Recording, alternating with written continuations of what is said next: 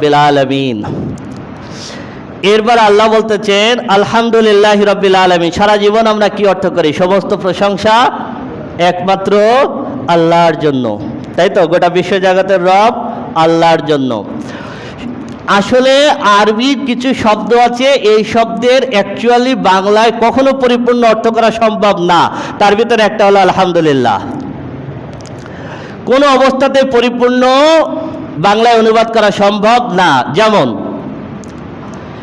আপনি কারোর প্রশংসা করতেছেন, এক হলো প্রশংসা, দুই হলো কৃতজ্ঞতা। তার মানে আরবিতে দুটা শব্দ আছে, আল মাদহু প্রশংসা, আর দুই হলো আর শুক্রু ধন্যবাদ বা কৃতজ্ঞতা। কোনো ব্যক্তিকে আপনি ধন্যবাদ না দিয়ে প্রশংসা করতে পারেন, ওই ব্যক্তি খুবই ভালো ইত্যাদি, একজন ব্যক্তির অনেক প্রশংসা করলেন, অনেক প্রশংসা করলেন। এখানে আপনি ওই ব্যক্তির প্রতি কৃতজ্ঞতা জানাচ্ছেন না, কৃতজ্ঞতা জানাচ্ছেন না, অথবা ধন্যবাদ দিচ্ছেন না, না দিয়ে শুধু প্রশংসা করতেছেন।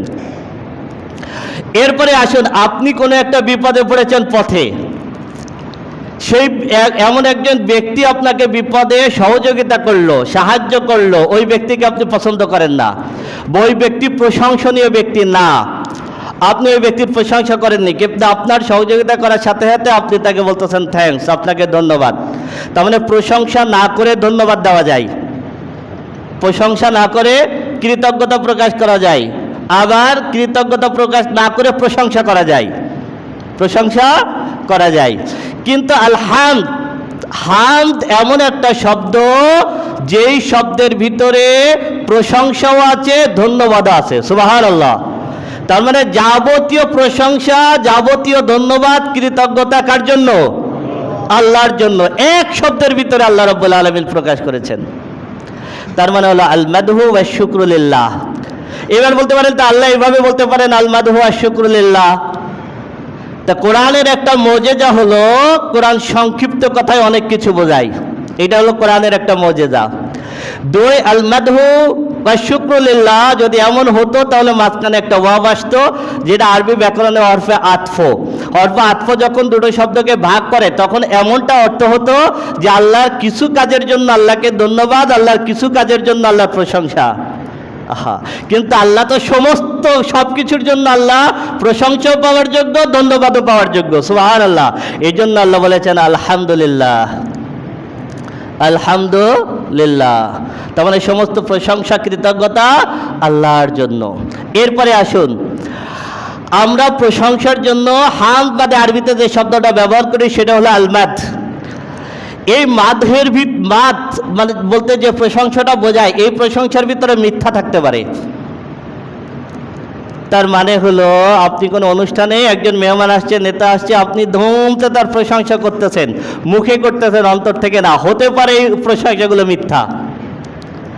আপনি কারোর প্রশংসা করতেছেন, তার সামনে কোনো ব্যক্তির সামনে পড়ছেন বিপদে, আপনি তার প্রশংসা করতেছেন, হতে পারে প্রশংসাগুলো মিথ্যা। তাহলে যেই প্রশংসার ভিতরে মিথ্যা থাকার সম্ভাবনা থাকে, সেটা হলো আলমাদ। কিন্তু আলহামদ এমন একটা শব্দ, যেই শব্দের ভিতরে মিথ্যা থাকার সুযোগ নাই, এই জন্য এটা আল্লাহর জন্য খাস। সুবহানাল্লাহ, সুবহানাল্লাহ, আলহামদুলিল্লাহ, আলহামদুলিল্লাহ। এর ভিতরে মিথ্যা থাকার কোনো সুযোগ নাই। এরপরে আসুন চূড়ান্ত প্রশংসা। চূড়ান্ত প্রশংসা কেমন?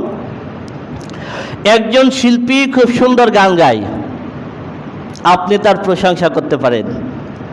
একজন ডাক্তার সঠিকভাবে আপনার রোগ ধরে চিকিৎসা করছে, আপনি সুস্থ হয়ে গেছেন, এটা ডাক্তারের একটা ক্রেডিট, ডাক্তার এটার জন্য প্রশংসা পেতে পারে।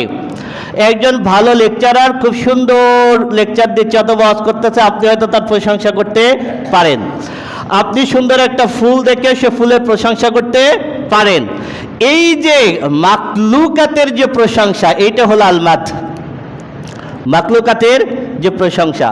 এখন কথা হলো, ওই শিল্পীকে সুন্দরভাবে গান গাওয়ার ক্ষমতাটা দিয়েছেন কে? আল্লাহ। এই লেকচারারকে সুন্দরভাবে লেকচার দেওয়ার ক্ষমতাটা দিয়েছেন কে?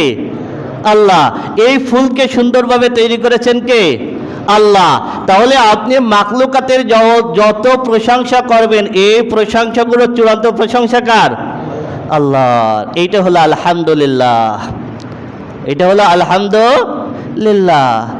এই কারণে কেউ যদি আপনার সামনে আপনার প্রশংসা করে, আপনি আমার কোন একটা বিষয়ে আমার সামনে খুব প্রশংসা করতেছেন, রাসূল সাল্লাল্লাহু আলাইহি ওয়াসাল্লাম বলছেন তোমার ভাইয়ের সামনে তার প্রশংসা করবে না। প্রশংসা করার মানে হলো তোমার ভাইকে তুমি জবর করতেছো। তার মানে কারোর প্রশংসা করলে কি হয়, ভিতরে অহংকার আসে। এখন দেখা গেল আপনি আমার প্রশংসা করতেছেন আমার সামনে, এটা আপনি অন্যায় করতেছেন, কিন্তু আমার করণীয় কি? আমার করণীয় হলো আলহামদুলিল্লাহ। আপনি যখনই আমাকে বলবেন যে আপনার এই কাজটা খুব সুন্দর, তখন আমার কর্তব্য হলো আমি বলবো আলহামদুলিল্লাহ। তার মানে হলো আপনি আমার প্রশংসা করতেছেন, আমি বলতেছি এই প্রশংসাটা আমার না, আমার প্রতি আপনি প্রশংসা করতেছেন, এটা আমি ট্রান্সফার করে দিয়ে দিচ্ছি, এই কৃতজ্ঞতা আমার না, কার? আল্লাহর। এটা হলো আলহামদুলিল্লাহ, হলো আলহামদুলিল্লাহ। মানে যাবতীয় প্রশংসা কৃতজ্ঞতা গোটা বিশ্বজগতের রব কার জন্য? এরপরে আল্লাহ রাব্বুল আলামিন একটা শব্দ ব্যবহার করেছেন আলহামদুলিল্লাহ। বলেন নাই আলহামদুলিল্লাহ রহমান, আলহামদুলিল্লাহ রাহিম, আলহামদুলিল্লাহ কাহার। আল্লাহর অনেক সিফাতে নাম আছে, সেইগুলো ব্যবহার না করে আল্লাহ রাব্বুল আলামিন সরাসরি নিজের যে জাতি নাম সেই নামটা ব্যবহার করেছেন। তার মানে ফার্স্টে আল্লাহ নিজের পরিচয়টা দিচ্ছেন, নিজের জাতি নাম ব্যবহার করে পরিচয় দিচ্ছেন। এই জন্য আল্লাহ শব্দের আলাদা কোনো অর্থ করা যায় না।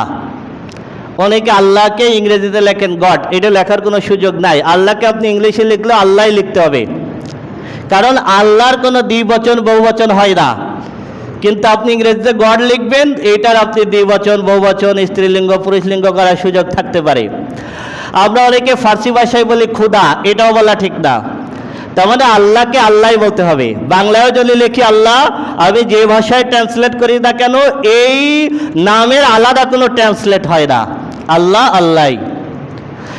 এরপরে আল্লাহ রাব্বুল আলামিন সরাসরি বলতে পারতেন আলহামদুলিল্লাহি রাব্বিল আলামিন। আল্লাহ শব্দটা এখানে টোটালি না আনতে পারতেন, টোটালি না আনতে পারতেন। আলহামদুলিল্লাহি রাব্বিল আলামিন, গোটা বিশ্বজগতের রবের যাবতীয় প্রশংসা, এটা বললেও হতো না। কিন্তু আল্লাহ রাব্বুল আলামিন এখানে আল্লাহ আনলেন, তারপরে রব্বিল আলামিন বললেন, মানে আল্লাহ বোঝালেন যিনি আল্লাহ তিনিই রব। তার মানে যদি শুধু বলে দিতেন আলহামদুলিল্লাহি রাব্বিল আলামিন, গোটা বিশ্বজগতের রবের প্রশংসা, তাহলে পৃথিবীতে অনেক সময় অনেকে তো নিজেকে রব দাবি করেই নিয়ে বসেছিল, তাদের প্রশংসা আসতে পারত। যেমন হযরতে মূসা আলাইহিস সালাতু ওয়াস সালাম যখন ফেরাউনকে দাওয়াত দিলেন, এরপরে কন্ট্রাডিকশন হলো, এরপরে বিশাল এক ময়দানে প্রতিযোগিতা হলো ৬০,০০০ জাদুকরের বিরুদ্ধে। ৬০,০০০ জাদুকর আর একদিকে মূসা আলাইহিস সালাতু ওয়াস সালাম। মূসা আলাইহিস সালাতু ওয়াস সালামকে ওরা জিজ্ঞেস করলেন যে তুমি আগে জাদু দেখাবা নাকি আমরা? তখন মূসা আলাইহিস সালাতু ওয়াস সালাম বললেন তোমরা দেখাও। তারা ৬০,০০০ জাদুকররা জাদু দেখালো, প্রত্যেকের চোখ জুড়িয়ে গেল। এরপরে মূসা আলাইহিস সালাম হাতের লাঠি ছেড়ে দিলেন, আমরা সবাই জানি। এবার মূসা আলাইহিস সালামের হাতের লাঠি সাফ হয়ে সব জাদুকে গিলে খেয়ে ফেললো। ফাগুলিবু হুনালিকা ওয়ানকালাবু সাগিরিন ওয়া উলকিয়াস সাহারাতু সাজিদিন। আল্লাহ বলেন ফেরাউনের বাহিনীদের চূড়ান্ত পরাজয় হয়ে গেল, মূসা আলাইহিস সালাতু ওয়াস সালামের বিজয় হয়ে গেল। ফেরাউনের বাহিনীরা লাঞ্ছিত অপমানিত হলো। ওয়া উলকিয়াস সাহারাতু সাজিদিন, ওই ময়দানে ৬০,০০০ জাদুকর সাজদায় পড়ে গেল। সাজদায় পড়ে ওরা বলেছিল ক্বালু আমান্না বিরাব্বিল আলামিন, আমরা গোটা বিশ্ব জগতের রবের প্রতি ঈমান আনলাম, গোটা বিশ্ব জগতের রবের প্রতি ঈমান আনলাম। এখন তারা যখন বললেন যে জাদুকররা যে গোটা বিশ্ব জগতের রবের প্রতি ঈমান আনলাম, তখন তো গোটা বিশ্ব জগতের রব ফেরাউন নিজেকেই দাবি করে নিয়ে বসে আছে। ফেরাউনের ৬০,০০০ জাদুকর যদি বলে গোটা বিশ্ব জগতের রবের প্রতি ঈমান আনলাম, ফেরাউনের বাহিনী মনে করতেছে ফেরাউনকে বলছে। এই জন্য অতটুক বলে ওনারা থেমে যান নাই, ক্বালু আমান্না বিরাব্বিল আলামিন। এরপর আরো একটু কথা জড়ালেন, রব্বি মূসা ওয়া হারুন, আমরা সেই রবের প্রতি ঈমান আনলাম যে রব মূসা এবং হারুনের রব। সুবহানাল্লাহ, তিনি কে? আল্লাহ। এই কথাটা আল্লাহ সূরা ফাতিহা শুরুতেই ক্লিয়ার করে দিয়েছেন, আলহামদুলিল্লাহি রাব্বিল আলামিন। গোটা বিশ্ব জগতের রব আল্লাহর যাবতীয় প্রশংসা কৃতজ্ঞতা, মানে যিনি আল্লাহ তিনিই গোটা বিশ্ব জগতের রব, রব্বিল আলামিন। এবার রব শব্দ নিয়ে কিছু কথা বলি। রব মানে হলো প্রভু। এবার রবটাকে একেবারে অন্য ধারণায় আজকে চিন্তা করবেন। রব হলো প্রভু, এটা একটা পাওয়ার। এই পাওয়ার বোঝানোর জন্য আমি বলি, বর্তমানে আমেরিকার প্রেসিডেন্ট কে? Joe Biden. তার আগে ছিল ডোনাল্ড ট্রাম্প, তার আগে বারাক ওবামা। এই যে মনে করুন যে বারাক ওবামা যখন আমেরিকার প্রেসিডেন্ট ছিল না, তখন বারাক ওবামাকে আমরা কেউ চিনতাম না। ডোনাল্ড ট্রাম্প যখন প্রেসিডেন্ট হয় নাই, তখন কি আমরা তাকে কেউ চিনতাম না। তার মানে বারাক ওবামা এই নামের কোনো অ্যাকচুয়ালি পাওয়ার নাই। পাওয়ার হলো আমেরিকার প্রেসিডেন্ট। যখন উনি আমেরিকার প্রেসিডেন্ট হয়েছেন, তখন উনার নির্দেশে আমেরিকা চলছে। একই রকমভাবে ডোনাল্ড ট্রাম্প, এই নামে আরও অনেক মানুষ থাকতে পারে, জো বাইডেন নামে আরও অনেক মানুষ থাকতে পারে। অ্যাকচুয়ালি নামের কোনো পাওয়ার নেই, পাওয়ার হলো ওই আসনের। যখন ওই পাওয়ার নামটা যখন আসনে বসে, তখন সেটার পাওয়ার হয়, তার নির্দেশে তখন ওই আমেরিকা চলে। তো গোটা বিশ্ব জগৎ পরিচালনার যে আসন, যে পাওয়ার, এই পাওয়ারটার নাম হলো রব। এই আসনে যিনি থাকবেন, তার নির্দেশ গোটা বিশ্ব জগৎ জুড়ে চলবে। এখন আল্লাহ রাব্বুল আলামিন আমাকে নির্দেশ দিচ্ছেন, আমি আল্লাহর নির্দেশ মানছি না, আল্লাহর নির্দেশের বাহিরে আমার পিতা একটা নির্দেশ দিচ্ছেন, সেটা আমি মানতেছি, মানে আমি আল্লাহকে রব হিসেবে মানি নাই। আল্লাহ আমাকে একটা নির্দেশ দিচ্ছেন, বাহিরে আমি অন্য কারোর নির্দেশ ফলো করতেছি, আল্লাহর নির্দেশের বাহিরে, তার মানে আমি আল্লাহকে রব হিসেবে মানে নাই। রবের ভিতরে 5টা গুণ থাকতে হবে কমপক্ষে। 1, মালিক। 1 নাম্বার কি? মালিক। তিনি হবেন মালিক, মানে যা কিছু আছে সব কিছুর মালিক হবেন তিনি। 2, মালিক তার সম্পত্তি দেখাশোনা করেন। এমন না যে আল্লাহ আমাদের সৃষ্টি করে ছেড়ে দিয়েছেন, তা না, মানে প্রতিপালন করেন। 3, তার প্রয়োজনীয় যাবতীয় উপকরণ প্রদান করেন। এইগুলো যে করে না, সে রব না। তার মানে হলো, আমার এখন অক্সিজেন দরকার, এটা দেন কে? আল্লাহ। আমার এখন খাবার দরকার, এটা দেন কে? আল্লাহ। তো এইটা যিনি দেন, তিনি রব। এই গুণ তার ভিতরে থাকবে। 4, তিনি সবকিছু নিয়ন্ত্রণ করেন। চন্দ্র, সূর্য, গ্রহ, নক্ষত্র সব নিয়ন্ত্রণ করেন কে? আল্লাহ। 1 সেকেন্ডের জন্য নিয়ন্ত্রণ ছেড়ে দিলে গোটা বিশ্বজগৎ ধ্বংস হয়ে যাবে। 5, সব কিছুর উপরে তার যা ইচ্ছা করা না করার পরিপূর্ণ ক্ষমতা থাকবে। ইচ্ছা করলে ওই সৃষ্টিকে তিনি ধ্বংস করে দিতে পারেন, ইচ্ছা করলে ওই বান্দাকে তিনি জীবিত রাখতে পারেন। এই গুণগুলোর সমষ্টি নাম হলো রব। এটা আল্লাহ ছাড়া আর কারোর ভিতরে নাই।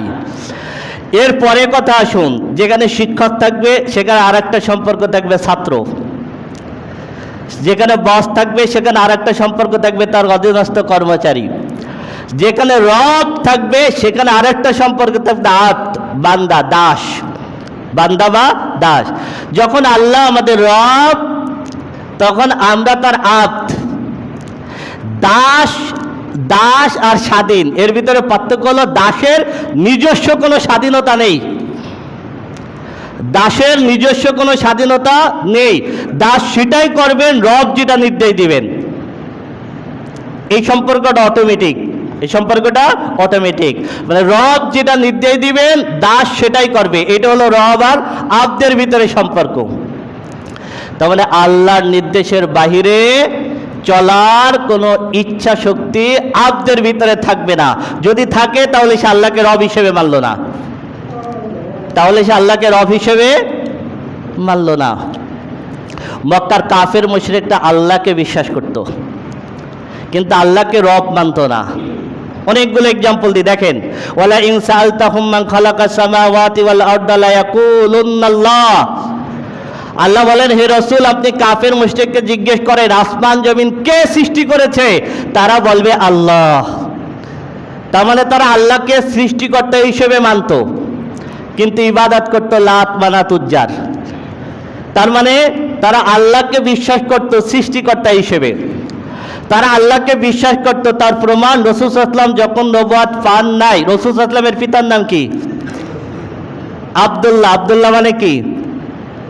আল্লাহর বান্দা। তাহলে আইয়ামে জাহিলিয়ার যুগের মানুষেরা মানুষের নাম রাখতো আল্লাহর বান্দা। তা আল্লাহকে নাম আল্লাহর বান্দা নাম রাখলো কিভাবে? কাবার ভিতরে 360টি মূর্তি রেখে সেই মূর্তিগুলোর ইবাদত করত, কিন্তু কাবাকে বলতো বাইতুল্লাহ, আল্লাহর ঘর। কি বলতো? বলতো না যে মূর্তিদের ঘর। কাবার ভিতরে 360টি মূর্তি রেখে ইবাদত করত, কিন্তু কাবাকে বলতো বাইতুল্লাহ। বাচ্চা আব্রাহা যখন কাবা ধ্বংস করার জন্য আসে, প্রথমে এসে অনেক অর্থ সম্পদ ছিনায় নেয়, তার ভিতর আব্দুল মুত্তালিবের 100টা উট। আব্দুল মুত্তালিব বাচ্চা আব্রাহার সাথে দেখা করলো, করার পরে বলল যে আমার 100টা উট আপনি ফেরত দেন। বাচ্চা আব্রাহা বলতেছে, আমরা আইছি কাবা ধ্বংস করতে, তুমি মক্কার সর্দার, তুমি কাবা রক্ষার ব্যাপারে কিছু বলো না, তোমার 100টা উট ছাড়াইতে আসছো, ঘটনা কি? আব্দুল মুত্তালিব বলে, 100টা উটের মালিক আমি, 100টা উট আমার, কিন্তু কাবা আল্লাহর। আল্লাহু আকবার। কাবা কার? আমারটা আমি ছাড়াইতে আসছি, আর আল্লাহটা ছাড়াবে কে? আল্লাহ। তার মানে ওরা বিশ্বাস করতো কাবা আল্লাহর ঘর, এই জন্য কাবার গিলাফ ধরে আল্লাহর উপরে ছেড়ে দিয়েছিল, আল্লাহ কাবা ধ্বংস করতে আসছে, তোমার ঘর তুমি রক্ষা করো। কিন্তু আল্লাহকে রব হিসেবে মানত না। যখনই আয়াত নাজিল হলো ইকরা বিসমি রব্বিক, ওদের মাথা খারাপ হয়ে গেল। যখনই রব্বিক বলল, ওদের মাথা খারাপ হয়ে গেল। যদি বলা হতো ইকরা বিসমিল্লাহ, আল্লাহর নামে পড়ো, তাহলে ওরা মেনে নিত। আল্লাহকে সৃষ্টিকর্তা মানতে রাজি, আল্লাহকে রব মানতে রাজি না। আল্লাহকে রব মানতে রাজি না। এই জন্য আল্লাহ রাব্বুল আলামিন রূহের জগতে আল্লাহ ফার্স্ট প্রশ্ন করলেন, আলাস্তু বিরব্বিকুম, আমি কি তোমাদের রব নই? বলেন না আলাস্তু বিল্লাকুম, বলেছেন কি আলাস্তু বিরব্বিকুম, আমি কি তোমাদের রব নই? ক্বালু বালা, সবাই আমরা বললাম হ্যাঁ আপনি আমাদের রব। শাহিদনা আন তাকুলু ইয়াউমাল কিয়ামাতি ইন্না কুন্না আন হাযা গাফিলিন। আল্লাহ বলেন রূহের জগতে এই সাক্ষীটা আমি আল্লাহ এই কারণে নিয়েছিলাম যে আখিরাতে মানুষ বলবে আপনি রব, এটা আমরা জানতাম না। আল্লাহ বলেন এইটা যাতে না বলতে পারে, এই জন্য রূহের জগতে আগে সাক্ষী নিয়ে রাখছি। এরপর পৃথিবীতে যখন আসছে, প্রথমেই আয়াত নাজিল করেছি ইকরা বিসমি রব্বিক, যে কিতাব দিয়েছি শুরুতে বলেছি আলহামদুলিল্লাহি রব্বিল আলামিন, বলেছি ফাসাব্বি বিসমি রব্বিকাল আযীম, আপনার রবের তাসবিহ পাঠ করুন। এই জন্য রুকুর ভিতরে বলি সুবহানা রব্বিয়াল আযীম, বলেছি সাব্বিহ ইসমা রব্বিকাল আলা, সুউচ্চ আল্লাহ তোমার রবের তাসবিহ পাঠ করো। এই জন্য সাজদার ভিতরে বলে সুবহানা রব্বিয়াল আলা, রুকুর থেকে দাঁড়িয়ে বলি রব্বানা লাকাল হামদ। প্রতিটা পদে পদে আল্লাহ এই কথাটা মনে করায় দিচ্ছেন, আমি আল্লাহ কিন্তু রব, মানে আমি যা বলবো তুমি তাই করবা, তার বাহিরে কোনো কিছু করার ক্ষমতা ইচ্ছা তোমার নেই।